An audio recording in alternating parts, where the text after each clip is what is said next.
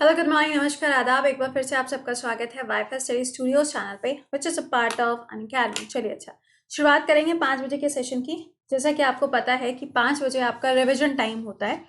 जो भी चीज़ें आप लोग देख रहे हो कि एनडीबीसी में घुमा फिरा के पूछी जा रही हैं, बस इन्हीं के बेसिस पे आपको कुछ क्वेश्चंस मिलते हैं इस पर्टिकुलर सेशन में। और आप में से बहुत सारे बच्चे ऐसा बोल रहे थे कि मैम नंबर ऑफ क्वेश्चंस को इंक्रीज कर दीजिए और जो आंसर्स हैं वो इंग्लिश में भी, तो वो आपको नेक्स्ट वीक से मिलना शुरू हो जाएगा। ठीक है, मैंने पहले भी ये चीज़ आपको बता दी थी। इसके अलावा सुबह 7 बजे भैया current affairs with starting and NTPC में जो क्वेश्चन आ रहे हैं सारा का सारा आपका कवर होता है इस पर्टिकुलर सेशन में, तो डोंट मिस इट। ठीक है, इसके अलावा सुबह 10:30 बजे अनअकैडमी फ्री क्लासेस में आपके लिए पॉलिटी स्टार्ट होने जा रही है मंडे से। ध्यान रखिएगा मंडे से, क्योंकि 10:30 बजे का जो क्लास है वो आपका मंडे टू थर्सडे होता है। और इसी क्लास के साथ में आपके लिए एक टेस्ट होता है 11:15 बजे, यानी कि जो यहाँ पढ़ोगे इसी का आपका टेस्ट है। कितने बजे? 11:15 बजे। कहाँ? अनअकैडमी पे फ्री है ये, सभी बच्चों के लिए है, चाहे वो प्लस के बच्चे हों चाहे वो आपके रेगुलर कोई भी स्टूडेंट क्यों ना हो, हर कोई इसके अंदर पार्टिसिपेट कर सकता है। This is all India test.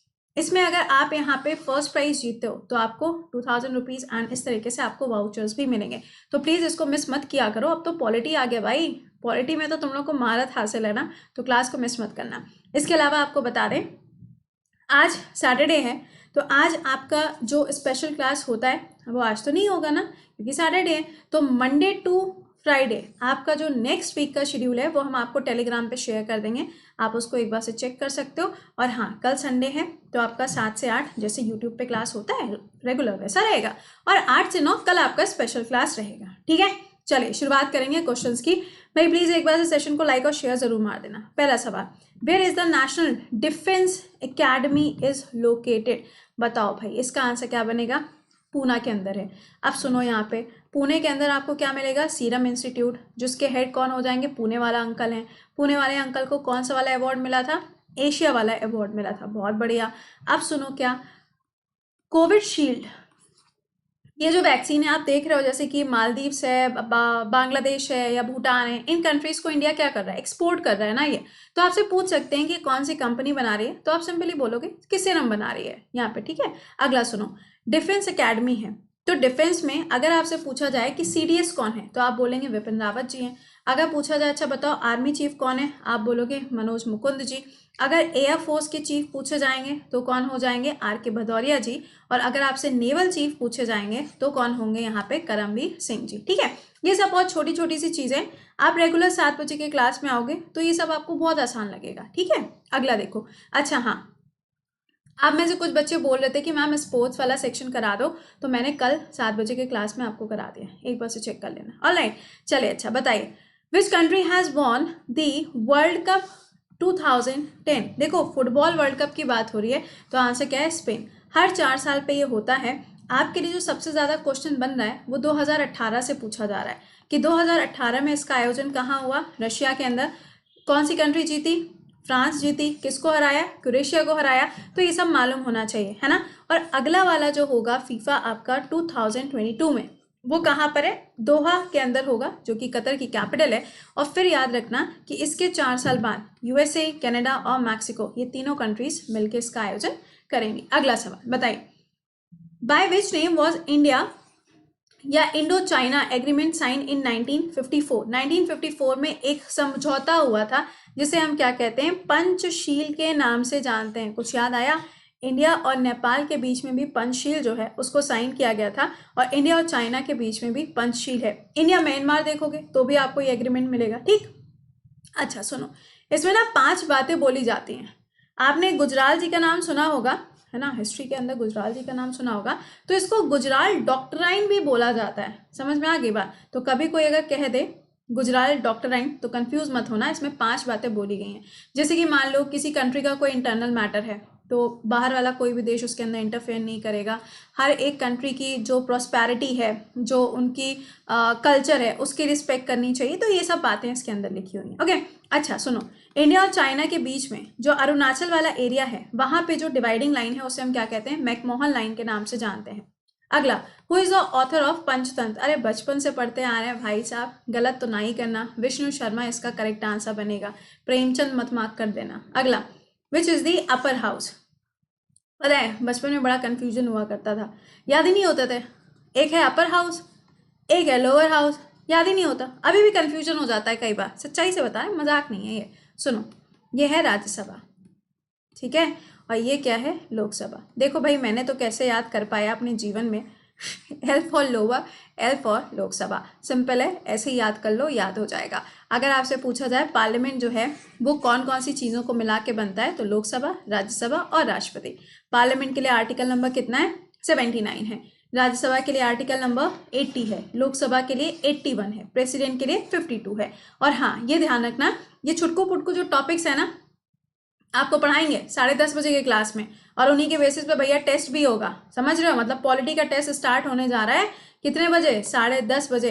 Class में आइएगा, आपको लिंक प्रोवाइड किया जाएगा, फटाक से उस पर क्लिक करके जाके जीत कर आना है ना। अगला, how long does the chief justice of supreme court can hold his office, यानी कि जो सुप्रीम कोर्ट के अंदर चीफ जस्टिस होते हैं उनका कार्यकाल कितना होता है। तो ये ध्यान रखिएगा कि मैक्सिमम एज जो है दैट इज 65। अभी एक बिल पड़ा हुआ है, बिल का नंबर है 114। इसके अंदर बोला गया था कि इसको 67 कर देना चाहिए, बट अभी तक ऐसा हुआ कुछ नहीं है। और अगर हाई कोर्ट के लिए पूछा जाएगा तो कितना हो जाएगा, 62 ईयर्स। नेक्स्ट देखो, who is the first Indian women to climb the Mount Everest twice. इसका आंसर क्या है, संतोष यादव जी। अच्छा एक क्वेश्चन का आंसर करो, अभी रिसेंटली माउंट एवरेस्ट की नई वाली हाइट बताई गई है, कमेंट बॉक्स में आंसर करना। सेकेंड पॉइंट, अभी रिसेंटली क्या हुआ था, K2 की चढ़ाई करी है एक कंट्री ने, है ना, नाम क्या है, नेपाल। आपको बताना है कि जो K2 है ये कौन सी श्रेणी यानी कि कौन सी रेंज पे आपको देखने को मिलता है। अगला सवाल, कौन सा ऐसा स्पोर्ट्स है जिसमें आपको डेविस कप मिलेगा। देखो एक तो ये याद रखना है ना, ये किससे जुड़ा है, बैडमिंटन से जुड़ा है।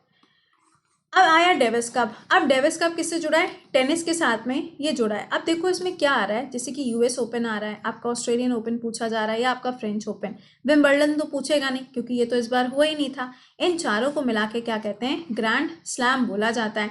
अब यूजुअली ना ये ऑस्ट्रेलिया वाला पूछा जा रहा है और यूएसए वाला।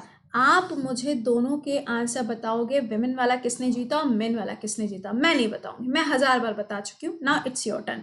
ओके, जो सवाल पूछा करे ना उसे प्लीज कमेंट बॉक्स में लिखा भी करो, लिखोगे नहीं तो सीखोगे नहीं, बस इतना समझ लो।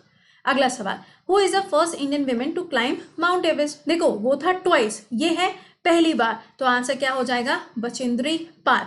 नेक्स्ट क्वेश्चन बताइए, where is Indian military academy is located. Indian military के लिए जो एकेडमी है कहाँ है, देहरादून के अंदर। आप लोगों ने सुना होगा कि कई बार बहुत सारे बच्चे होते हैं जो कहते हैं मुझे एनडीए की तैयारी करनी है तो मुझे देहरादून जाना है ना। तो ये ध्यान रखना कि ये वही देहरादून के बारे में बात हो रही है। अच्छा, उत्तराखंड की कैपिटल है क्या, देहरादून, और इसकी एक और कैपिटल है वो क्या है, ग्यारसियन।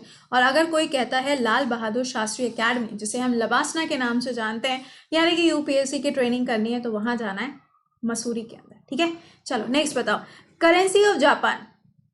इजी क्वेश्चन है, सबको इसका आंसर पता है, दिस इज येन।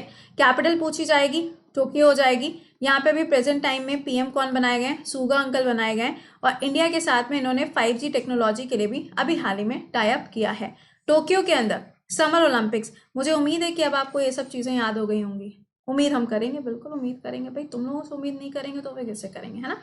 चलिए अगला बताइए, प्रेसिडेंट को शपथ, मतलब अब ये सब अगर मुझे पढ़ाना पड़े तो बात ही क्या है। लेकिन ध्यान रखना, पॉलिटी हम 10:30 बजे पढ़ाने जा रहे हैं, जो आपके चुनिंदा चैप्टर्स हैं जहां से हमेशा आपके क्वेश्चंस बनते हैं। लेकिन अगर किसी को बिल्कुल बेसिक से पढ़ना है तो भाई देखो नया बैच 26 से स्टार्ट होने जा रहा है, आगाज होने जा रहा है। चाहे आप एसएससी की तैयारी कर रहे हो, आईबी हो, या इन फ्यूचर आपको लेखपाल की तैयारी करनी है, या फिर सपोज एनडीए है या सीडीएस है, इसमें से किसी भी पेपर की आप तैयारी कर रहे हो, जीएस, मैथ, इंग्लिश और रीजनिंग पढ़नी है बिल्कुल बेसिक से, तो भैया ये बैच ज्वाइन कर लेना, ठीक है, 26 से। चलो इसका आंसर क्या होगा, चीफ जस्टिस, सिंपल क्वेश्चन है ना। अच्छा, कौन है इस टाइम पे 47 नंबर के, हार्ले डेविसन, याद आया, ऐसे बोबडे जी। और अगर सवाल पूछा जाए article, that is article number 60।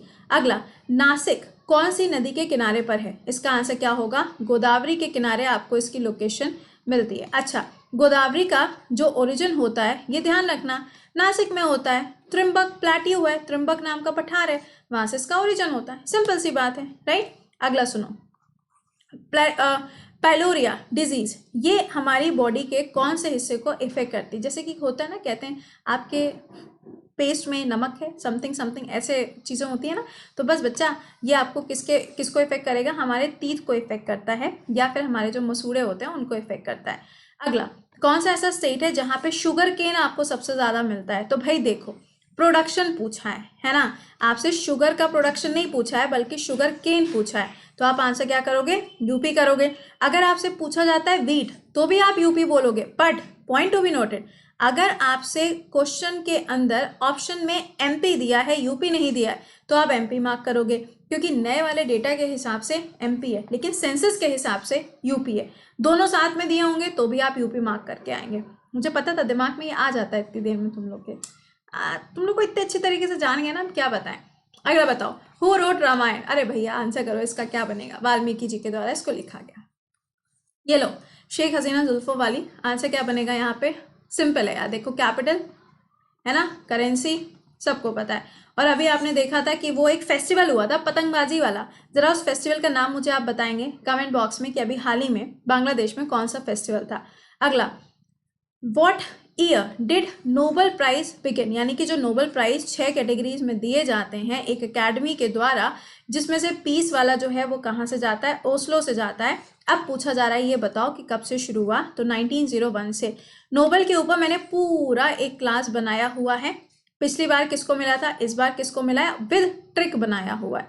चलिए नेक्स्ट देखिए, how many members can the president nominate in the Rajya Sabha, Rajya Sabha के अंदर कितने लोगों को मनोनीत किया जा सकता है राष्ट्रपति के द्वारा। आंसर 12।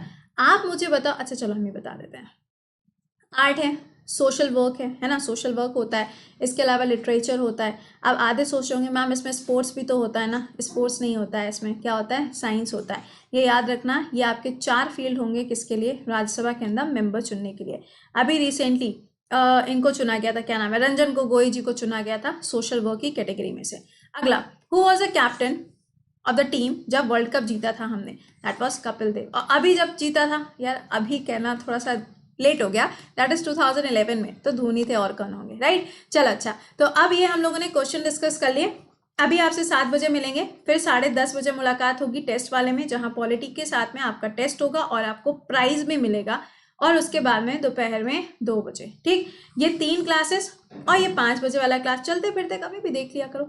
अब देखो, आप में से कोई भी बच्चा ऐसा है जो इस एग्जाम की तैयारी कर रहा है या फिर आई भी, देखो सिलेबस तो सेम होता है, सिर्फ क्वेश्चन का लेवल ही तो चेंज होता है। तो आपको एक ही बैच लेने पे ये सारे के सारे बैच आपको अवेलेबल हो जाएंगे और सारे एजुकेटर्स आपको मिलेंगे।